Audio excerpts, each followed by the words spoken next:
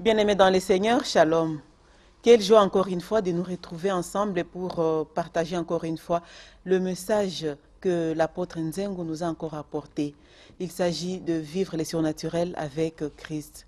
Nous sommes donc très heureux de l'avoir encore avec nous sur notre plateau pour parler de cette dernière partie de l'émission. Nous lui disons déjà bonjour, pasteur, Bonjour, apôtre, madame. oui. Bonjour à tous nos invités. Bonjour. Soyez le bienvenu et soyez bénis. Oui, apôtre, nous sommes là pour continuer notre émission et c'est la dernière partie aujourd'hui. Oui. Est-ce que vous pouvez faire un petit rappel de l'émission de la fois passée pour ceux qui n'ont pas eu à suivre cette émission? Ceux qui nous prennent qu'aujourd'hui, la dernière émission de Vivre les surnaturels avec Christ, nous avons montré et démontré même que le chrétien, les vrais enfants de Dieu, nous sommes appelés à vivre naturellement d'une manière surnaturelle ou vivre surnaturellement d'une manière naturelle. C'est-à-dire que la vie surnaturelle doit être notre vraie nature, notre quotidien. En fait, c'est notre vraie nature. Parce que nous sommes de la dimension de l'esprit, nous sommes de la race de Dieu. Et nous devons vivre les choses avec le pouvoir de Dieu, Et son esprit. Et cela naturellement, comme un enfant qui, grandissant, est en train de développer chaque jour un comportement d'homme. C'est comme que c'est programmé dans l'enfant. C'est dans lui. C'est dans la mémoire de son corps, de sa nature. Et de la même façon, il y a des choses qui nous sont propres, des capacités, des propriétés qui nous sont propres. Et nous devons spirituellement vivre ainsi. Mais il y a toute une démarche, et nous avons compris qu'il faut connaître le renouvellement de l'intelligence, qui est l'action de l'Esprit de Dieu, avec la parole de Dieu dans nos têtes, pour nous réadapter à la dimension des réflexions, de comportement et de compréhension spirituelle. Nous sommes comme quelqu'un qui part d'un pays où il y a d'insuffisance matérielle, de carence, et il arrive dans un autre pays, il commence à réfléchir comme quand il était dans son pays. Pourquoi? Parce que c'est resté en lui. Maintenant, il faut que l'intérieur de cet homme soit changé pour qu'il soit à la dimension du milieu où il est. Et nous, le milieu où nous sommes, c'est le ciel. C'est le spirituel de Dieu, c'est le royaume de Dieu. Nous devons être ramenés à la dimension du royaume afin de vivre les choses du royaume dans ce monde et que l'on voit le surnaturel. Là où les gens sont étonnés comme Nicodème, des miracles, nous trouvons que c'est normal. Nous ne l'appelons pas miracle, nous appelons ça vie normale. Voilà un peu, en résumé, ce que nous avons En résumé, oui. Et aujourd'hui, nous allons parler du combat spirituel. On se demande aussi, est-ce que ceux qui vivent dans les surnaturels n'ont plus de combat contre le monde des ténèbres? En fait, le combat spirituel, c'est pour eux. C'est pour ceux qui sont... Les autres ne font pas le combat spirituel. En fait, quand on parle de combat spirituel, il s'agit de combat d'esprit. C'est pour qui les combats d'abord? Oui, le combat spirituel, c'est un combat entre les surnaturels de Satan contre le surnaturel de Dieu. C'est-à-dire que Satan vient pour appliquer une loi opposée sur la terre, dans la vie des gens. Et nous allons le contraindre. Nous allons empêcher cette loi. Nous allons le combattre. Nous lui résistons. Et les autres ne font pas le combat spirituel. Il n'est pas possible d'être esclave ou prisonnier de guerre et de faire le combat. Dès qu'on est prisonnier de guerre, le combat est fini, vous êtes soumis. Les autres sont des prisonniers. Des gens que Satan contrôle déjà. Des gens qui sont déjà saisis par Satan. Ils ne font pas de combat. Beaucoup de gens parlent de combat spirituel. Ils sont déjà gagnés par Satan. Oui, ils sont déjà gagnés par l'autre. Ils ne peuvent pas se battre. Ce sont ceux qui sont libres qui empêchent à Satan de les prendre, qui empêchent à Satan de prendre ce qu'il y a à eux, qui empêchent à Satan de toucher ce qu'il y a à eux. Donc ce sont les chrétiens à qui appartient le combat spirituel. Ça va étonner beaucoup de gens peut-être en l'entendant, mais c'est ça la vérité clairement dite, c'est que le combat spirituel n'est pas pour tout le monde. Le combat spirituel est une propriété de chrétiens, parce qu'il s'agit de lutte entre deux mondes spirituels. Donc, les mondes des ténèbres contre le monde des lumières, le royaume de Dieu où nous sommes. Donc là, le diable cherche à récupérer les chrétiens pour qu'ils aillent dans son camp. Oui, et le Seigneur Jésus le présentant comme le voleur.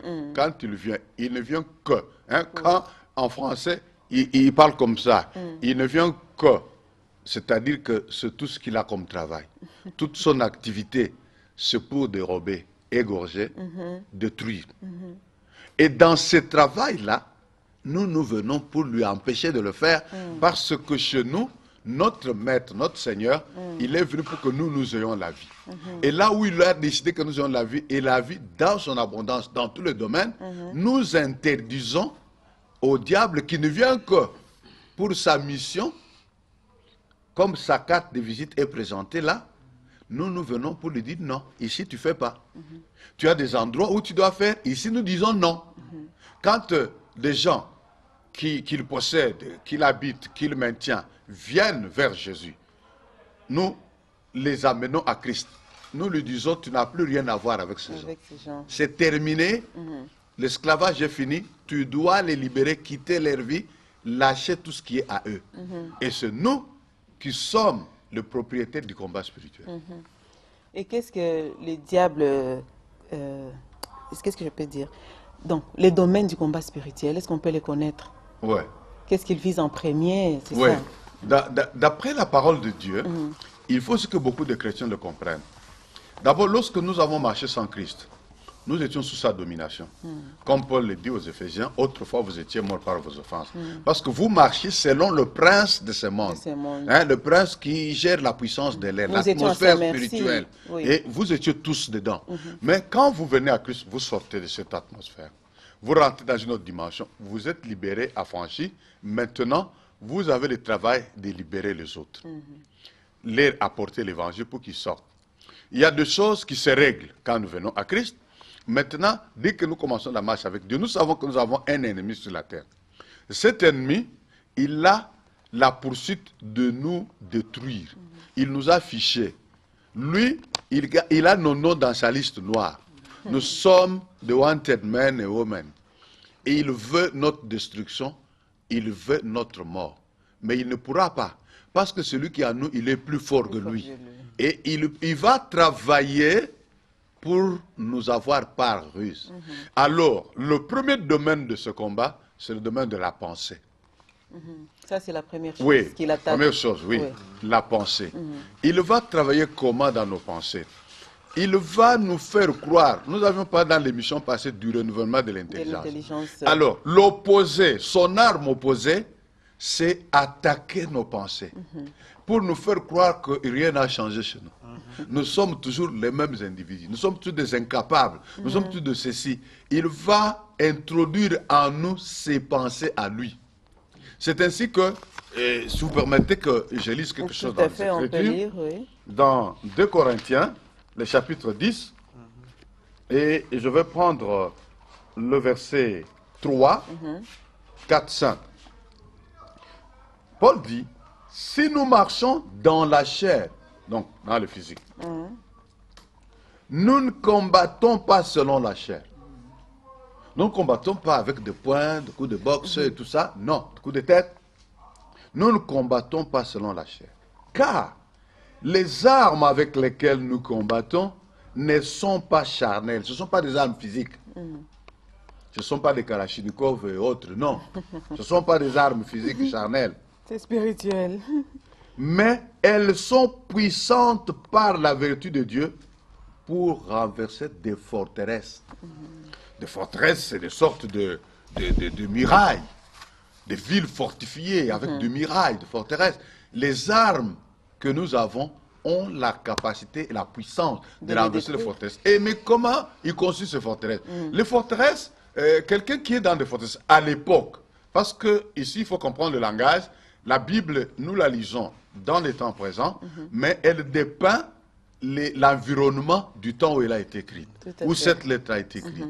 À l'époque, les forteresses constituaient aussi des prisons. Les prisons où on pouvait vous mettre, vous n'avez pas de sortie. Vous êtes plongé, vous êtes en bas là-bas. Ça monte comme un grand immeuble en étage, mais vous êtes en dessous là. Vous pouvez voir au-dessus, mais vous ne pouvez pas sortir. Parce qu'il y a des forteresses qui vous empêchent. Qui vous entourent, et le oui. diable vient constituer des forteresses autour des chrétiens. Il veut les maintenir dans Captifs. leur ancienne façon de vivre. Pour leur dire, tu as reçu Christ, c'est bon, mais rien n'a changé. Tu es toujours à mon pouvoir. J'ai toujours la capacité de te faire ceci, de te faire cela. Tu es toujours incapable, tu es toujours faible, tu es toujours malade. Et c'est ainsi qu'il va travailler avec nos pensées. Comment il le fait? Et la suite de ce texte, il dit au verset 5, nous renversons les raisonnements. Nous renversons les raisonnements. Et toute hauteur qui s'élève contre la connaissance de Dieu, et nous amenons toute pensée captive à l'obéissance de Christ. Vous voyez, c'est au niveau de pensée. Donc, nous renversons les raisonnements. Donc, le diable vient avec les raisonnements. Il vous fait réfléchir. Et beaucoup de fois, les chrétiens, ils ne savent pas dissocier les pensées qui viennent à eux. Quand les pensées négatives, les pensées de destruction vous arrivent, vous devriez vous poser la question, qui pense au fait? C'est ça, il faut savoir Est-ce que moi, en tant qu'enfant de Dieu, je peux penser comme ça? Comment les distinguer? Oui. Est-ce que le Saint-Esprit peut penser comme ça à moi? Alors, si ce n'est pas moi, si ce n'est pas le Saint-Esprit, c'est qui? C'est le diable. Toute pensée qui vient vous convaincre que vous êtes incapable. D'ailleurs, quand il vient, il ne vous dit pas vous êtes incapable. Vous vous surprenez en train de vous dire, je suis incapable. Je n'arrive plus. Je n'arrive plus. Ça ne marchera pas. À ce moment-là, madame, c'est plus vous. Si vous êtes enfant de Dieu, c'est plus vous. Ce n'est pas non plus le Saint-Esprit qui est en vous, parce que il a été dit par Jésus, quand le Saint-Esprit viendra, il vous conduira dans la vérité. Amen. Mais est-ce que ça c'est la vérité? C'est ça la vérité de Dieu? Non. Mais quand vous comprenez ça, vous devez renverser ce raisonnement. Vous renversez ce raisonnement en confessant la vérité, amen, en proclamant la vérité, en déclarant la vérité. Je vous ai dit, lorsque la mort voulait m'emporter, la voix là me disait, tu vas mourir, donne des instructions à ta femme. Parce que tu vas mourir. Et moi, j'ai dit, quand j'ai compris que ce n'était pas la vérité, comme l'esprit conduit dans la vérité, il m'a conduit dans cette vérité, il m'a montré que ce n'est pas ça. J'ai dit, non, je ne mourrai pas. Et j'ai dit à ma femme, impose-moi la main, prions le Seigneur. Et il m'a imposé la main, elle a prié. Inutile de vous dire que je ne suis pas mort, parce que je suis là avec vous dans cette émission. La preuve est palpable. Oui, la preuve est palpable. Alors, c'est ça. Et, alors, il attaque les pensées. Les domaines des pensées, c'est le champ de bataille. Beaucoup de chrétiens ne le savent pas, mais c'est ça la vérité. Le champ de bataille principal. Les pensées sont comme les endroits d'une ville. Si aujourd'hui, l'ennemi veut attaquer notre ville, il va essayer de prendre la télévision nationale. Oui. Il va essayer de prendre l'aéroport. Il va essayer de prendre les camps militaires. Vous voyez, c'est des endroits, c'est des bastions stratégiques, des résistances. Et notre aéroport, vrai, c'est la tête. Et les renouvellements de l'intelligence viennent pour combattre cette attaque-là. Oui. Et le diable, quand il viendra, il commencera là-bas. Le diable ne vient pas, il vous dit, hey, alors attention, moi Satan, je suis là, je viens vous cogner, et tout ça. Non, il ne viendra pas se présentant comme celui qui est fort, qui vient vous cogner, non. Il va se présenter comme un type qui ne peut rien contre vous, mais il va vous montrer que vous n'êtes pas fort. D'ailleurs, vous n'êtes pas capable. Vous êtes incapable, vous avez vu, regardez là-bas. C'est comme ça que sont les gens forts. Vous avez vu. Et vous allez croire que c'est vous qui pensez. D'ailleurs, vous souffrez. Non, d'ailleurs, je souffre. Est-ce que Dieu est en question? Où est-il? Quand j'ai eu ces problèmes-là, où était Dieu? Voilà, c'est si vous me dites Dieu est là et tout. Il parle en lui-même. Mais celui qui lui parle, c'est même pas lui qui parle. C'est le diable qui lui parle. Alors il dit, nous renversons des raisonnements et nous rendons toute pensée captive, c'est-à-dire prisonnière. Quand nous avons ce que Dieu dit, Dieu me dit, tu es fort. Lui, il me dit, tu es faible. Maintenant, ce que je veux faire, c'est quoi? Je veux proclamer ce que Dieu dit. Et je veux rendre la pensée de faiblesse prisonnière à la pensée de force, qui est la pensée de Dieu. Il dit, nous rendons toute pensée captive à l'obéissance de Christ. Et c'est comme ça que les choses se passent. Beaucoup de chrétiens ne le savent pas. Là, c'est le premier domaine de prédilection que le diable attaque.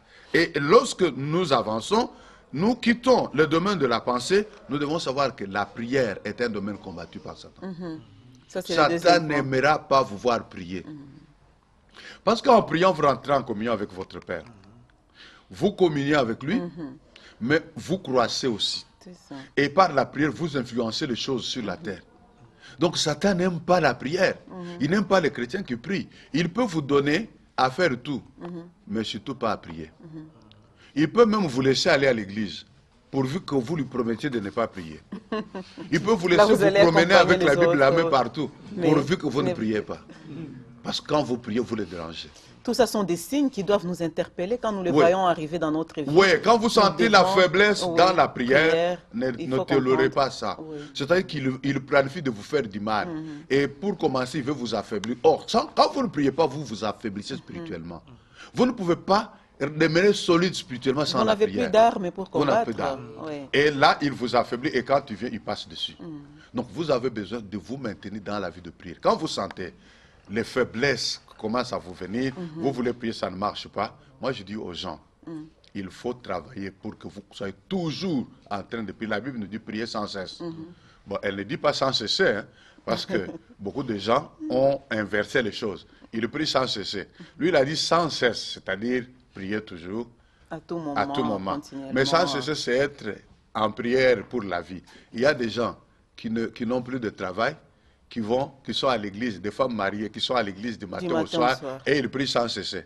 Ils ont inversé la Bible. Si je suis leur pasteur, je vais lui dire, madame, est-ce que vous avez déjà préparé pour monsieur? Est-ce que vous avez déjà tout fini à la maison? Est-ce que vous avez déjà fait ce qu'il fallait faire avant de venir prier? Alors, allez d'abord faire et venez prier. Je pense qu'elles écoutent aussi ces messages. Oui, je suis sûr. Continue. Oui. Ainsi que le domaine de la prière est un domaine que l'adversaire attaque. Il ne vous laissera pas prier. Je suis en train de faire une liste non totale. Et il va attaquer l'Église. Le diable n'aime pas l'Église. Vous ne vous étonnez pas de constater combien les gens ont la haine de l'Église. Vous pouvez aligner des barres en série. Sur une avenue. Sur une avenue. Il suffit qu'une seule église vienne là-bas. Le bruit de l'église passera même à la télévision. On va l'amener au Parlement pour que même des lois soient votées contre l'Église. Mais le problème, ce n'est même pas le Parlement, ce n'est même pas les gouvernants. Non, le problème, c'est celui qui est contre l'Église. Il sait que l'Église est un danger pour son monde à lui. Mais l'Église est un salut pour une nation. Et tout pays qui s'est mis à persécuter l'Église, à combattre l'Église, a des problèmes. Si pas en ce moment-là, mais même par la suite, ça va se passer. C'est ainsi que le diable n'aime pas l'Église. Il va combattre l'Église. Il va faire tout, concentrer ses forces, ses efforts pour que l'Église ne puisse pas réussir. Parce que l'Église, qui est la représentation de Dieu, l'ambassade de Dieu, ici au Congo, l'ambassade de Dieu, c'est l'Église. Autant il y a l'ambassade des États-Unis, l'ambassade de ceci, l'ambassade de Dieu au Congo, c'est l'Église. L'Église, ce ne sont pas les dénominations, ce n'est pas citer des refuges, ce n'est pas telle autre dénomination que je ne voudrais pas citer ici. L'Église, c'est le peuple de Dieu mis à part. Il y en a à la cité des refuges, il y a aussi à la cité des refuges les non-enfants de Dieu. Parce que moi, je ne peux pas garantir que tout le monde qui va à la cité des refuges est enfant de Dieu. Non, je vous rassure, il y a aussi des faux. Et c'est pour ça que les faux là sont infiltrés. Satan les infiltre pour perturber la masse de l'Église. Ils sont infiltrés par Satan. Oui, il y a beaucoup d'infiltrés dans les églises. Mais on arrive quand même Ils sont la cinquième colonne. Comme au temps où l'Allemagne menait sa guerre, il avait la politique de la cinquième colonne. Il va trouver, on connaît toujours 4 colonnes, lui il place une cinquième. La cinquième, elle prend ce qui est ici et lui envoie. Elle prend ce qui est ici. Comme ça se passe un peu dans notre pays, il y a certains milieux de cinquième colonne qui renvoient à nos ennemis qui, de temps à autre, viennent nous attaquer parce qu'ils ont nos stratégies. Mais on peut les reconnaître. Il y a moyen de les identifier, parce que dans le spirituel, je ne connais pas, dans les politiques des nations, mais dans le spirituel, on peut le reconnaître. On peut le reconnaître parce que Dieu peut les dénoncer. Il y a les dons des discernements des esprits. Il peut permettre qu'on sache quels sont les esprits qui agissent avec eux. Et quand Dieu laisse faire une chose, c'est qu'il veut nous former, il veut nous enseigner, il veut nous amener à quelque chose. Mais ce n'est pas qu'il est incapable de montrer. Même un sorcier, il peut traîner dans l'église. Il peut même tenter d'ensorceler les chrétiens. Mais quand Dieu veut nous former, il va les laisser agir sournoisement sans qu'on sache. Mais quand ce sera terminé, Dieu va lui mettre en lumière. Il va le mettre en lumière. On le verra, on le connaîtra. Et nous avons des témoignages de ce genre de choses. Et il faut que ces gens-là sachent. Quand tu agis, tu as l'impression que Dieu ne fait rien. Sache que c'est dangereux pour toi. Parce que Dieu veut te détruire. Oui. Quand Dieu veut détruire quelqu'un, il le pousse à aller mettre la main sur ce que Dieu protège. Vous savez comment il a fait Satan? Pour détruire Satan, Dieu a fait simplement une chose. Il l'a laissé aller mettre la main sur Jésus. Et Satan a mis la main sur Jésus, mais la croix, au lieu que ce soit la défaite de Jésus, elle est devenue la défaite de Satan. Et c'est ainsi que quand un sorcier se voit réussir une action sur l'enfant de Dieu, il ne doit pas se réjouir. C'est-à-dire que Dieu a rendu possible. Et quand Dieu rend possible, c'est dangereux pour les sorciers. Ça, c'est très dangereux. Et c'est ainsi que l'Église sera toujours combattue par Satan. Il ne nous laissera pas la tâche facile. Mais nous, puisque nous avons une intelligence renouvelée, nous savons tout ce qu'il fait comme bruit, menace et conscience, ça ne nous trouble pas. Ça ne nous dérange pas. Nous sommes habitués au combat. Nous le combattrons toujours. Nous lui résisterons toujours. Parce que la victoire, en définitive, c'est dans notre camp. C'est nous qui sommes vainqueurs. Alors, il va attaquer aussi notre vie quotidienne. Oui, notre vie de tous les jours. Oui. Tous les domaines de notre vie, je parle de chrétiens, tous les domaines de notre vie intéressent Satan. Satan contrôle déjà les non-chrétiens. Il fait d'eux ce qu'il veut. Vous savez, quand vous avez un poulailler, tous vos poules, tous vos poulets sont à manger. Mais c'est vous qui choisissez laquelle vous allez manger, la première. Mais quand vous nourrissez vos poules, quand vous les entretenez, ce n'est pas parce que vous les aimez, mais c'est parce que vous voulez qu'elles soient engraissées pour le jour où vous allez les consommer. C'est ainsi que Satan aussi. Les gens disent, oh, Satan, il est direct, il est rapide. Mais il sait qu'il vous arrange pour bien vous consommer. Mais Dieu, il est tic au tac. Il n'est pas comme Satan. Ceux qui vivent les surnaturels vivent Dieu chaque jour. Maintenant, Satan, il ne s'occupe pas des autres. Il peut lui priver ici, arranger là-bas. Vous voyez comment Satan fait. Jésus a dit que Satan ne peut pas combattre Satan. Vous allez chez un féticheur. Il vous dit, tel vous a ensorcelé. Et moi, je veux vous délivrer. Je veux vous libérer. Il va. Il dit, je veux lutter pour vous. Il faut me donner de l'argent. Il vient, il vous dit, votre combat était dur. Mais il l'a fait où? Il n'est pas allé faire le combat. Il est allé négocier. Il va voir le sorcier. Il lui dit, écoute, cet homme est venu me voir. Mais tu peux lui donner 1 an de répit. Il m'a payé. Il dit, ah bon, mais comment on va faire? Il dit, bon, prends l'histoire là, va donner à sa tante. Pendant ce temps, tu ronges la tante, lui se repose. Pendant que lui se repose, il a le message du village que la tante, ça ne va pas. L'argent qu'il dépensait sur sa propre maladie là, il doit envoyer pour le soin de la tante. Il y a des gens, dès qu'il a l'argent, des problèmes arrivent. Parce que lui, c'est le voleur. Il vole de plusieurs façons. Lorsque Dieu parle à ceux qui donnent la dîme, il dit, vous verrez, mettez-moi de la sorte à l'épreuve, et vous verrez, si je n'ouvre pas l'exil, si je ne menace pas celui qui dévore, mais celui, il dévore les finances, il dévore la santé, il dévore ceci.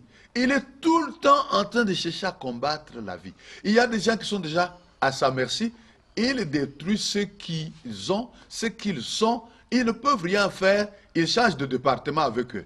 Ils quittent le département de maladie, il va dans le département de pauvreté. Il les enlève du département de pauvreté, il règle ici, parce qu'on a négocié par le féticheur ou le magicien ou je ne sais quoi. Il négocie, on dit non, on change lui de département. On change de département, on le met dans un autre département. C'est les enfants qui commencent à échouer à l'école. Ils ne comprennent rien, et après ils pleurent, on le change de département. Mais nous éradiquons la chose.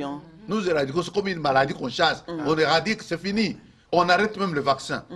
Parce que c'est une histoire. C'est ainsi que lorsque Satan vient attaquer, il attaque les domaines de la vie de tous les jours du chrétien. Il le surveille, il contrôle, il s'intéresse à tout ce qui le concerne. Il veut le détruire, il veut appliquer son travail d'égorger, de tuer et de détruire. Donc il attaque tous les domaines de la vie du chrétien. C'est ainsi que nous avons besoin de comprendre ces choses. Là, je donne d'une manière succincte pour dire qu'il s'agit là, pas là de tous les domaines, mais compte tenu aussi du temps, nous devons savoir que ces éléments que nous avons développés, le chrétien doit y veiller. Quand vous êtes enfant de Dieu, vous voyez, vous étiez bien, tout allait bien. Je connais quelqu'un, il était très bien, prospère et tout. Il a reçu quelqu'un à la maison, quelqu'un qui est venu avec une autre action, un autre esprit. Il est entré dans la maison, il a piégé, il est tombé dedans. Quand il est tombé dans le plan de l'adversaire, la personne a commencé à détruire la maison. Le monsieur, il commence par perdre son travail. Après avoir perdu son travail, les véhicules commencent à avoir des pannes. Tout ce qu'il avait commence à partir. Il commence à vendre les biens de la maison jusqu'au congélateur. Là, Satan est en train de récupérer, c'est bien. Les enfants qui allaient à l'école en véhicule commencent à aller à pied. Et finalement, on change d'école parce que ces écoles-là coûtaient plus cher. Les enfants qui prennent des petits déjeuners le matin, ils n'en prennent plus. Et c'est fini, c'est fini. Et le monsieur, totalement, il est détruit. Pourquoi? Parce que l'ennemi a fait son travail. Nous devons savoir lui résister. Et la Bible nous dit, résistez au diable et il fuira loin de vous. Voilà. Mais est-ce qu'il y a des prières appropriées pour combattre Satan? Pour combattre Satan, il faut lui résister. Les prières appropriées, vous savez, les chrétiens, il n'y a pas de formule de prière stéréotypée, écrite, qu'il doit mémoriser et réciter. Non. Beaucoup de chrétiens commettent l'erreur de penser que la prière que le pasteur chrétien a faite, je dois la répéter dans ma situation. Non, non.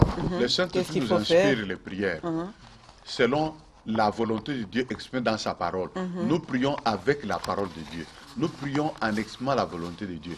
Satan, nous lui résistons. Nous lui interdisons d'agir, de toucher, de travailler dans le domaine où nous nous sommes. Quand nous arrivons, nous dirons, Satan, c'est terminé. Ton règne ici est fini. C'est le règne de Dieu. Tu ne dois plus bouger ici. Il le sait. Quand nous le disons comme ça, il obéit. Il doit bouger. Il y a beaucoup de gens qui pensent que pour combattre Satan, par exemple, on vous dit que tel membre de famille est sorcier, il faut haïr le membre de famille, il faut le combattre, il faut vous séparer. On parle même assister la famille, c'est un esprit de servitude, avoir des membres de famille qui ne connaissent pas le Seigneur, vous ne devez pas avoir de contact avec eux. C'est pas ce que la Bible dit. La Bible nous demande, nous, de nous occuper de ceux de nos familles. On demande aux enfants, Paul demande à Timothée, à Tite, il lui dit que les veuves qui ont des enfants, ils sont à charge de leurs enfants. Parce que si nous ne nous occupons pas des nôtres, de ceux de nos familles, nous sommes pires que les païens. Nous avons renié la foi. C'est ce que la Bible dit. Les sorciers dans la famille, même si vous l'avez découvert, tout ce que vous pouvez faire pour qu'il n'ait pas d'influence sur vous, l'arme principale, c'est l'amour. Lorsque vous lui manifestez toujours l'amour, malgré sa sorcellerie, il n'a aucun pouvoir sur vous. Les sorciers, il veut que vous les haïssiez. Ça, c'est sa stratégie. Il veut que vous l'insultiez. Il veut que vous lui fassiez des choses. Là, il a réussi. Oui, là, il réussit. Parce qu'il vous oppose à Dieu. Et maintenant, quand il veut vous attaquer, il va dire à Dieu, votre type là, moi, je n'ai pas de problème avec lui. Celui qui est venu contre moi. Celui qui m'a privé à manger, alors que c'est mon frère, c'est ma soeur. Celui qui m'a abandonné, alors que c'est mon fils. Il m'a négligé, il m'a même insulté, il a dit sorcière, ainsi de suite. Voilà, si je l'attaque, c'est parce qu'il est venu dans mon terrain. Jésus a dit, le prince de ce monde vient, mais il n'a rien à moi. C'est-à-dire que Jésus était quitte. Vis-à-vis de Satan, il n'y avait aucune relation. Satan n'avait aucun point sur lequel il pouvait reprocher Jésus. C'est ainsi que notre prière, il est dit dans Isaïe 58, parlant du jeûne et de la prière. Il dit, voici les jeûnes auxquels je prends plaisir. C'est les jeûnes qui libèrent l'opprimé. Ce n'est pas les jeûnes qui oppriment. Toi, tu jeûnes, tu pries pour la délivrance, pour avoir la victoire sur Satan. Mais tu prives à manger aux gens. Tu pratiques l'injustice à la maison. Tu chasses tes parents. Tu ne les assistes pas. Tu ne assistes pas l'indigent. Mais tu vas venir avoir la victoire. Mais Satan ne te donnera pas à avoir l'emprise sur lui. Dieu ne te donnera pas la supériorité. Dieu dit que les jeunes auxquels je prends plaisir, c'est les jeunes qui libèrent l'opprimé. C'est les jeunes qui pratiquent la justice. Il dit à ce moment-là, ta justice poindra comme le soleil en pleine nuit. C'est ainsi que la prière, elle doit reposer sur ce que nous avons comme connaissance. Notre intelligence nous verrait, nous savons qui nous sommes. Quand Satan vient, il vient avec les ruses. Il va nous faire croire que nous sommes incapables. Nous dirons, Satan, je suis au courant. Je sais que je suis capable. Parce que Dieu a dit ceci. Je sais que je peux ça. Parce que Dieu a dit ceci. Je veux résister à Satan. Et c'est comme ça que les choses se passent. Parlons maintenant de notre victoire que le Christ Notre nous a victoire, donnée. ça c'est formidable. Oui. Laisse-moi vous lire dans la Bible ce qui s'est passé. Dans Colossiens, chapitre 2. Voilà ce que la parole de Dieu nous dit. Colossiens chapitre 2, je vais prendre à partir du verset 14. La première chose qui a été faite, je vais lire 14 et 15. Il dit, il a effacé, Jésus, il a effacé l'acte dont les ordonnances nous condamnaient et qui subsistait contre nous. Et il l'a détruit en les clouant à la croix. C'est-à-dire qu'il y avait des ordonnances. Quand on nous avait jugés, on nous a condamnés. En fait, quand ça s'est fait, lorsque, au jardin d'Éden, l'homme a accepté de donner son pouvoir à Satan, Satan a pris la supériorité, la suprématie sur l'homme. Satan avait le droit légal sur l'homme. Il pouvait faire de l'homme tout ce qu'il aurait voulu. Il pouvait le détruire, il pouvait le frapper, il pouvait l'attaquer, il pouvait faire tout contre lui. Maintenant, Dieu ne pouvait pas intervenir. Pourquoi? Parce que Dieu est juste. Dieu étant juste, il savait que Satan était dans son droit. L'homme avait vendu son pouvoir à Satan. Et que Dieu ne pouvait pas devenir injuste parce que Satan est Satan. Je vous dis que, quelle que soit la satanéité, si ça peut exister, de Satan, Dieu demeurera juste. Si Satan est dans son droit, Dieu ne le Donc Dieu l'aime malgré tout. Il ne s'agit pas de l'amour. Il s'agit du respect de la justice par Dieu. Amen. Il est le juste juge. Il trouve qu'en cette affaire, malgré qu'il soit satanique, Satan, Mais il a raison. Vous voyez comment Dieu voit? c'est compliqué. Dans la condition de l'homme, Satan avait raison. Il avait tout le droit sur l'homme. Parce que l'homme le lui avait concédé. Il lui avait tout cédé. Et Dieu, quand il a créé l'homme, il a dit faisons l'homme à notre image et qu'il domine sur toute la terre et sur tout ce qui se meut sur la terre. Satan aussi. Satan était sous le pouvoir de l'homme. Mais l'homme s'est laissé renverser. Satan a pris le pouvoir. Il était impossible de rétablir l'homme. Comment Dieu va-t-il rétablir l'homme? Dieu va-t-il devenir injuste parce que Satan est Satan? Non, il est demeuré juste. Maintenant, il fallait trouver une voie de sortie. La voie de sortie, c'est que il fallait trouver comment dépouiller Satan. Comment le désarmer. Il faut que Satan commette une erreur. Il faut qu'il fasse une chose qui va le faire condamner. Mais quelle est la chose que Satan peut faire qui peut le faire condamner? Puisque sur la terre, il a droit sur tous les hommes. Il faut qu'il y ait un homme sur la terre sur lequel Satan n'a pas droit. Et c'est Jésus. Et Dieu décide d'envoyer un homme. Mais qu'est-ce qui fait que Satan a droit sur tous les hommes? Tous les hommes sont nés d'une union d'hommes et femmes. Et c'est de là que Satan a le pouvoir sur les hommes. Dieu décide, il va envoyer un homme sur la terre qui ne connaîtra pas la naissance d'une fécondation masculine. Dieu va envoyer un homme, Jésus. Il va poser la semence divine dans une femme, Marie, qu'il a choisie. Jésus n'a eu quelque chose d'homme que par notre partage d'une même maman. En d'autres termes, si on parlait en termes d'homme sur la terre, il était un peu notre demi-frère. Il avait une nature humaine par la femme, mais il n'était pas conçu par un homme. Il n'a pas été engendré par un homme. Il était engendré par Dieu. Ce qui fait que Jésus était semblable à nous en toutes choses, comme la Bible le dit, mais seulement, il n'avait pas connu le péché, il n'avait pas péché. Donc, il était le seul parmi tous les hommes sur la terre qui n'avait pas commis le péché. Donc, le seul juste. Le seul juste. Mais Satan ne le savait pas. Jésus était dans le monde, Satan pensait que c'était un homme comme tous les hommes, sur qui il a pouvoir. C'est là où Dieu Mais l'a voilà eu, où se trouve notre solution, notre victoire. Donc, je vous ai dit que c'est une chose formidable. L'autre victoire, c'est que Dieu va mêler Jésus aux hommes. Jésus naîtra, mais Satan va commencer à comprendre que cet homme, il est différent. Je crois que pour mon bien, je dois le détruire. Il doit disparaître. Il va entrer en Juda, Judas va le trahir, on va l'arrêter, on va l'amener à la croix. Et Satan va porter la main sur Jésus. On va tuer Jésus. Et lorsque Jésus expire à la croix, il crie, tout est accompli. Enfin, la justice de Dieu vient de s'accomplir. C'est-à-dire que Satan est devenu officiellement coupable. coupable de meurtre parce qu'il a tué un innocent. Il est tombé dans le piège. Il est tombé dans le piège. Il est coupable, maintenant c'est terminé. Il ne peut plus avancer, Dieu l'a condamné. C'est ainsi que la première chose c'est quoi? Tout ce qui nous condamnait là, qui était écrit contre nous, on va effacer. C'est ce qui est dit dans le verset 14. Il a effacé l'acte dont les ordonnances nous condamnaient, qui subsistait contre nous. On pouvait tout faire, ça subsistait contre nous. Nous étions coupables. Et il l'a réduit en le clouant à la croix.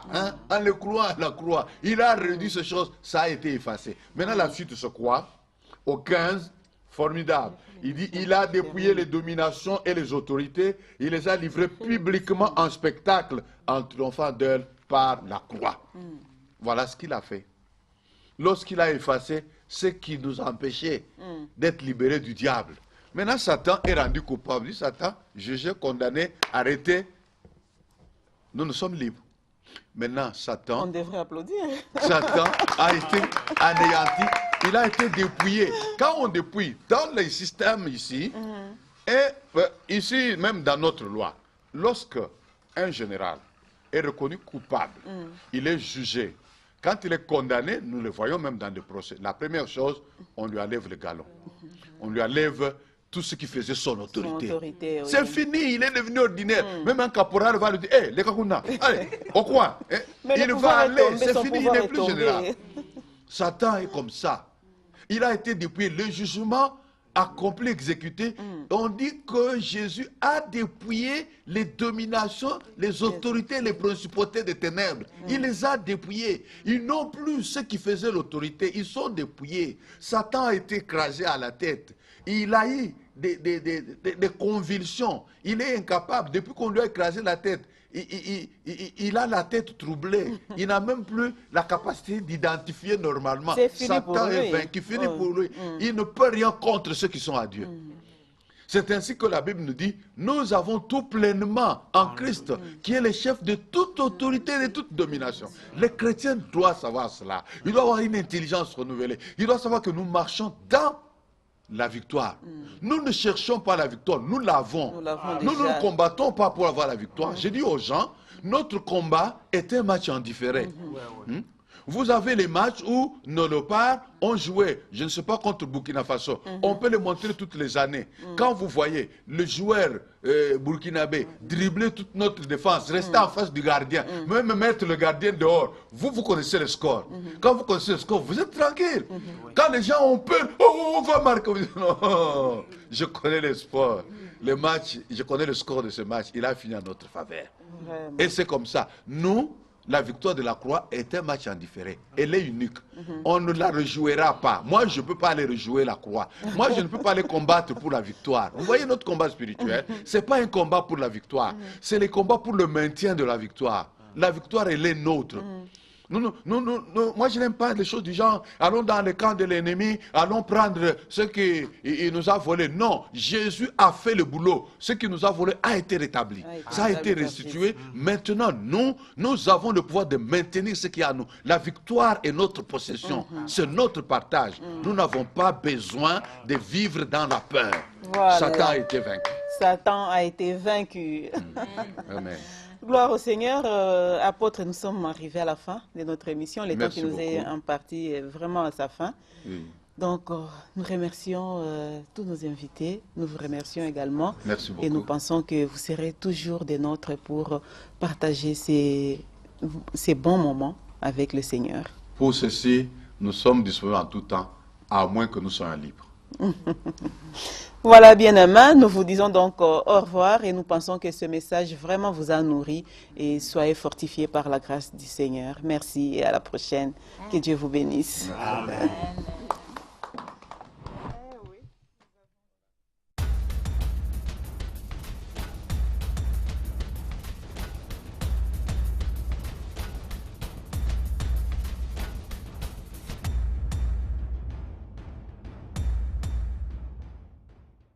On trouve notre solution, notre victoire. Donc, je vous ai dit que c'est une chose formidable. L'autre victoire, c'est que Dieu va mêler Jésus aux hommes. Jésus naîtra, mais Satan va commencer à comprendre que cet homme il est différent. Je crois que pour mon bien, je dois le détruire. Il doit disparaître. Il va entrer en Judas. Judas va le trahir. On va l'arrêter. On va l'amener à la croix. Et Satan va porter la main sur Jésus. On va tuer Jésus. Et lorsque Jésus expire à la croix, il crie, tout est accompli. Enfin, la justice de Dieu vient de s'accomplir. C'est-à-dire que Satan est devenu officiellement coupable. Coupable de meurtre, parce qu'il a tué un innocent. Il est tombé dans le piège. Il est tombé dans le piège. Il est coupable, maintenant c'est terminé. Il ne peut plus avancer, Dieu l'a condamné. C'est ainsi que la première chose c'est quoi? Tout ce qui nous condamnait là, qui était écrit contre nous, on va effacer. Amen. C'est ce qui est dit dans le verset 14. Il a effacé l'acte dont les ordonnances nous condamnaient, qui subsistait contre nous. On pouvait tout faire, ça subsistait contre nous. Nous étions coupables. Et il l'a réduit en le clouant à la croix. En le clouant à la croix. Il a réduit ces choses, ça a été effacé. Maintenant, la suite se quoi? Au 15, formidable. Il dit, il a dépouillé les dominations et les autorités. Il les a livrées publiquement en spectacle, en triomphant d'elles par la croix. Voilà ce qu'il a fait. Lorsqu'il a effacé ce qui nous empêchait d'être libérés du diable. Maintenant, Satan est rendu coupable. Il dit, Satan, jugé, condamné, arrêté. Nous sommes libres. Maintenant, Satan... On devrait applaudir.